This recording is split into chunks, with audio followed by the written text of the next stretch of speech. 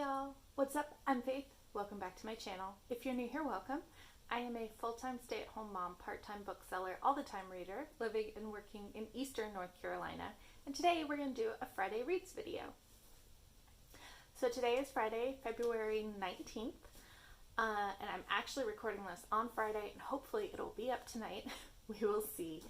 The first book I finished this week was Detransition Baby by Tori Peters. This is the first book published by a Big Five publisher. Big Four? Big Three? I don't even know how many publishers we're down to now. But from a major publisher that was written by a transgender woman. So, this is the story of, I want to make sure I get the names right. This is the story of Reese, Ames, and Katrina. So Reese is a transgender woman who several years prior to the events of this book, or the opening of this book, was in a lesbian relationship with another transgender woman. And you find out pretty early on that they had been on track to try to adopt a child because Reese's highest aspiration is to be a mother. Then you find out that the person she was in a relationship with was Amy, who is now Ames.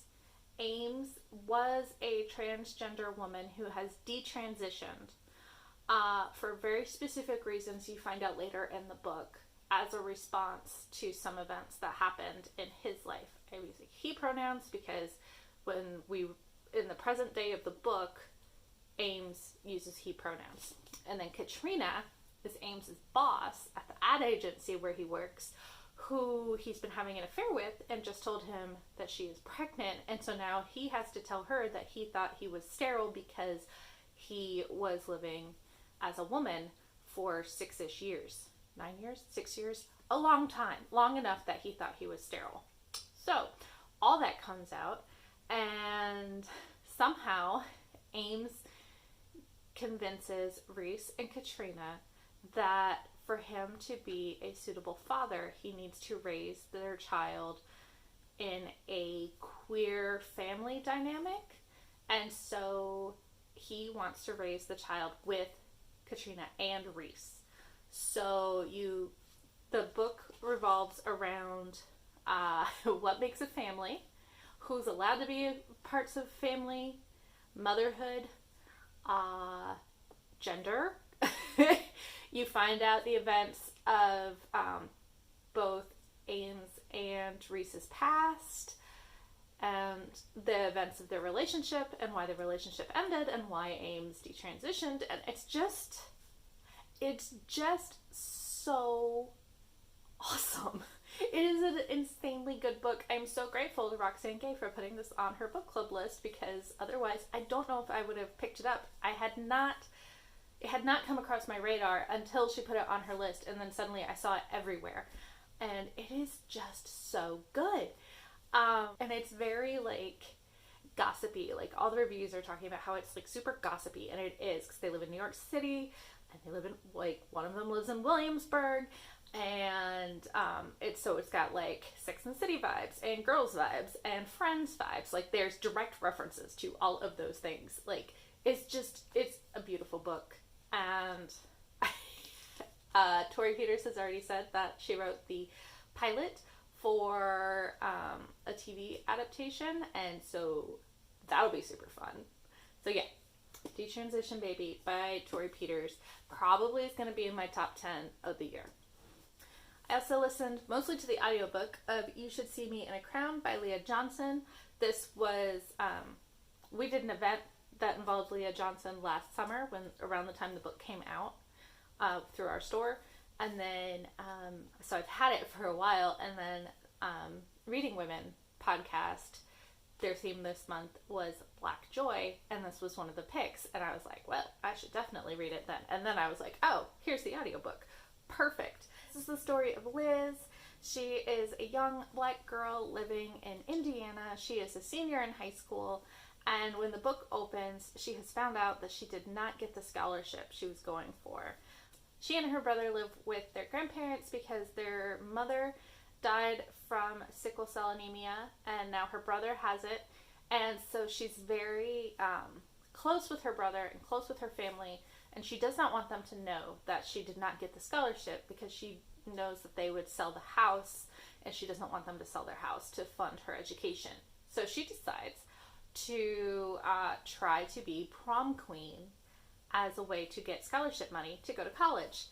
And her high school is very obsessed with prom, and they're very, like, it is a thing. There are places like this, not so much where I grew up, but I know of places like this where it's like prom is a very, very big deal. So she decides to go out for prom court, and so the very first day she meets Mac, who comes in and is like a brand new student and is very excited to like go out for prom queen, but doesn't really seem as invested in the prom thing as everyone else. And so we follow Liz as she learns to relate better to other people and why maybe she has been living as an outcast and maybe she doesn't need to, and her growing relationship with this other girl and what makes a queen. It was so sweet. I really enjoyed it. I highly recommend if you want some just like happiness in your life. This is a good pick. I also read Blame It on the Billionaire by Naima Simone. This is the third book in the Blackout Billionaires series, so I have read 2 now out of the 3. I liked this one much better than the first one. This one is about Nadia and Grayson. They meet at the mansion where the blackout happens, and they have sex on the floor of the foyer. I'm like, where are all the people? Is everyone finding a corner and having sex and just deciding not to wander around and see if they find anybody else? I don't know. But she was not there to attend the ball. She came because her boss needed a shirt because he spilled stuff on his shirt. And her boss works for Grayson. So she works at his company. He doesn't know that. They hook up.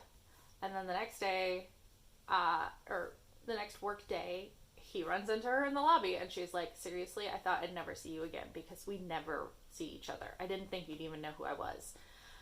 And he's mad because he's like, oh my God, she used me. But then he needs her to help with his meddling mother, keep her from trying to forced him to hook up with or get back with his ex-fiance, and so they fake date, fake engagement, and of course it's a romance, so romantic things happen. But yeah, I really enjoyed this. It's super short because it's a category, so I have 1 left, and then I can say more firmly what I think of category romances, but I liked this one a lot. And then the last book I read and finished this week is Wicked by Gregory Maguire.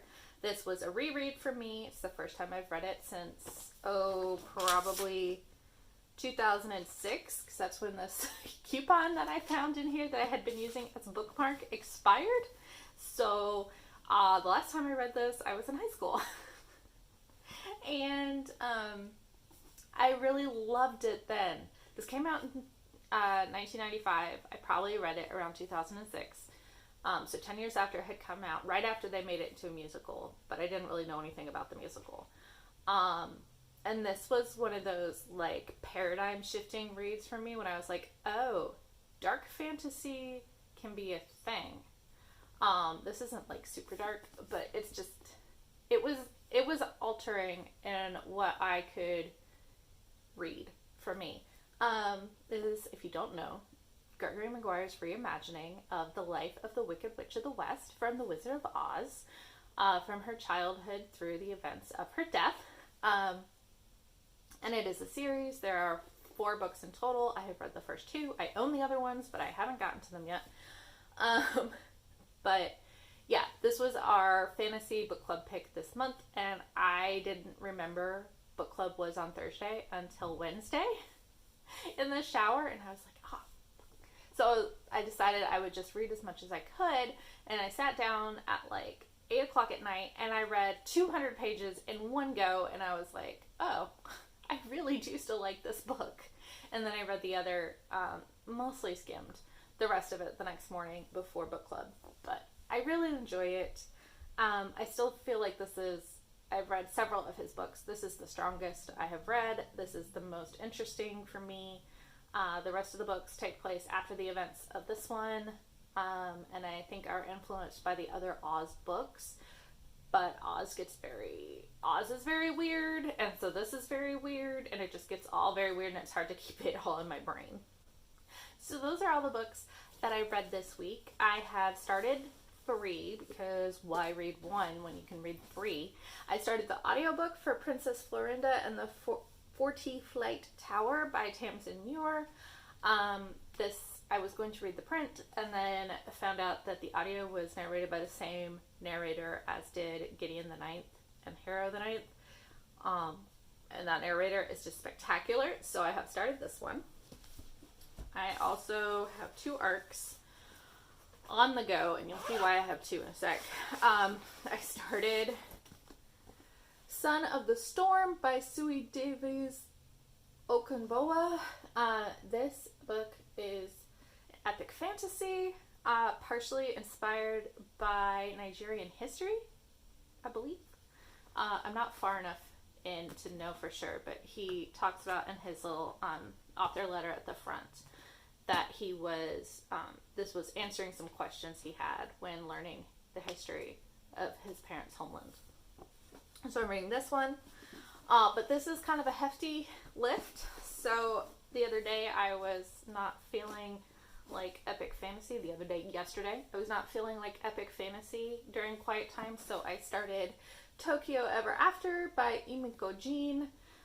This is Crazy Rich Asians meets The Princess Diaries. It is a YA about a girl who finds out that she's a princess of Japan.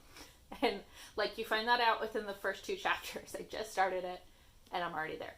So these are the 3 that I am reading, and who knows what else I will try to read this weekend. But that is it from me. I would love to know what you guys are reading lately. What is your favorite read been this week, this month? Let me know down below. I do not expect everyone to read as many books as I do, because I am an insane person and I know that.